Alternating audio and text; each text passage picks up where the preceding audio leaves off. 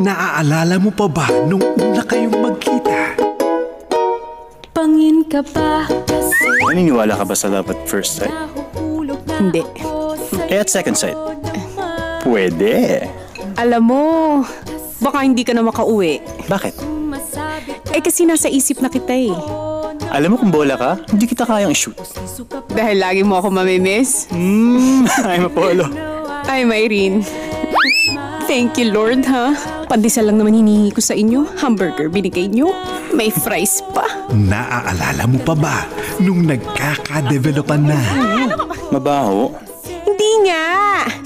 Amoy mo. Naaalala mo pa ba nung kayo na? Eh siya, Sino ka? Ha? Kilala ba kita? May amnesia kasi ako. Wala akong maalala. Na-aksidente ako. Pasensya ka na kung di kita maalala.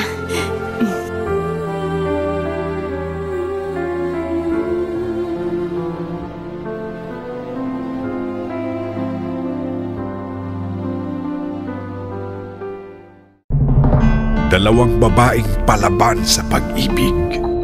Si Yvonne, naniniwalang buo ang kanyang pamilya. Pero mabait naman yung asawa ko at hindi naman niya ako binibigyan ng sakit ng ulo. Hindi siya yung tipo ng asawa na nakikipagrelasyon sa iba. At si Janine, naghahangad naman ng pamilyang buo. Hindi ko kayang makipaghiwalay sa'yo, Victor. Kahit pa impyerno naghihintay sa atin. Ngunit pareho ring masasaktan. Honey? Sino yung babae niyo na? Misis ng kaibigan ko. Huwag mo na nga akong pasakayin. Halatang halata ka kaya. Pero sigurado kung asawa mo yung nakita ko doon o may kasamang bata. Ibig mong sabihin, may ibang babae ang asawa ko. At nagsasama rin sila nang hindi ko alam. Iikot ang kanilang mundo sa iisang lalaki. Walang yaka! Ang hirap siguro para sa'yo magpabalik-balik sa amin ang babae mo, no? Sige, subukan mo akong saktan! Tapusin na natin to! Mahal ko si Janine. Sa kanya ko nakita ang hinahanap kong kaligayahan. Pumapayag na ako. Maghiwalay na tayo. Hindi ko matanggap yung mga ginawa mo sa akin. Pagod na po ako. 하얗다면 떨것 같아 이런 미친 날들이 네 하루가 되면 말야 Tandaan niyo to, para kay Victor at kay Audrey. Kaya kong maging masama. Isang desisyon ang mangingibabaw. Kailangan ko ng bulaklak para sa isang event. Para sa anong okasyon po? Divorce celebration. Para sa pagtataksil mo yung unang sampal. Yung pangalawa, sa pangbabastos niyo sa akin. Magmula sa araw na to, kalilimutan na kita. Ang Victor na nakilala ko ay patay na. The first wife and the second wife. Ito ang pinakamabigat na laban ng dalawang babaeng nagmahal sa iisang lalaki. Ikaw ba si Yvonne? Maghaharap na ang two wives.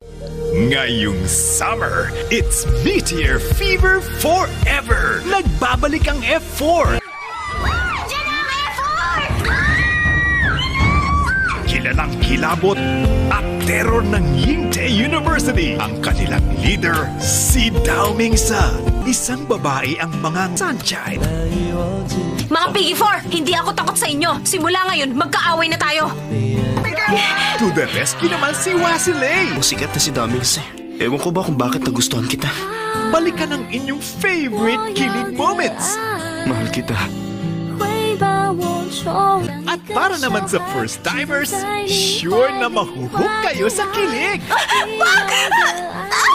Kaya mo silang taluning lahat. Kapag lumaban ako, hindi kita mapoprotektahan. Domings, huwag mo akong iiwan. Bakit hindi na lang ikaw ang minahal ko? What, silly? Ginawa ko lahat para sa'yo. This is the Asian novella that started it all. Meteor Garden, ngayong March 31 na. Si Mari, nasa kanya na ang lahat. Kagandahan, kayamanan, ngunit hindi ang kalayaan. Napakaganda mo. Ang ganda ng leg mo. Ako lang ang pwedeng humawak dyan. Ayoko magkaroon ng anak. Anong ibig mong sabihin? Ikukulong mo ko pagkatapos kong mga anak. Hanggang kailan siya nakakulong sa pag-ibig ng kanyang asawa.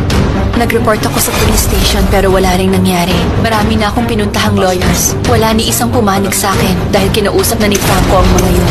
Ano bang masama kung maging selfish ang pagmamahal at pagpapahalaga ko sa'yo? Ganun naman ang lahat. Ang gamitin ng kapangyarihan para durugin ang asawa. Kapag hindi na tama ang pagmamahal, talagang nakakasakal. Tandaan mo to, ang mama mo na pinakamamahal mo ay nasa akin. Franco, parang awa mo na, hayaan mo na ako makahinga. Sir, hindi namin makita si ma'am. Magpadala ng mga tao sa location sinand ko. Bilis! Tayo na! Mari yun. Paalam. Hindi pwedeng patay na siya. Hindi ka pwedeng mamatay. Hindi! Mari! Mari! Hindi ko na kayang mabuhay gamit ang mukhang ito. Tulungan mo ako. Kailangan ko magpalit ng mukha para mabuhay ako. From the first and true home of Asian novelas comes a story of love and obsession. Mari, hindi ka pumunta dito para mamatay. Buhay ka. Nasaan ka? Ang mukhang noon ay may tinatakasan, ngayon ay mukhang may kalayaan. Doc, gusto ko ang mukhang to. Mukha akong matapang at malakas. Bagong ganda, bagong pag-asa. Mas mabuti pang umiwas. Gusto ko komportable ka habang nagpaplano ng future mo. Pero gusto kong buksan ang puso ko sa lalaking ito. Nasaan ang director dito? Wala dito ang wife ko. Alam ko na ang title nito, A Self-Portrait. Sino ang painter nito? Nasaan ang wife ko? Kailangan ko malaman kung asawa mo talagang babae sa loob. Pag hindi mo pinakita sa akin ngayon ang... May bisita tayo. Meron kang kailangan. Hindi ka makakalayo sa impyerno kung tuso ang kalaban mo. Napakapamilyar ng mga mata niya. Sabihin mo kung anong itinatago mo sa akin. Ang ganda ng leg mo. Dahil hindi mo maloloko ang puso baliw sa'yo. Ano mang pagpapanggap mo at nasaan ka man, mahahanap kita. Mari, lumabas ka na. Nasaan siya? Nasaan ang wife ko? Sumagot ka! Sino ka? Hindi mo malalaman kung sino talaga ako. Love in sadness. Malapit na.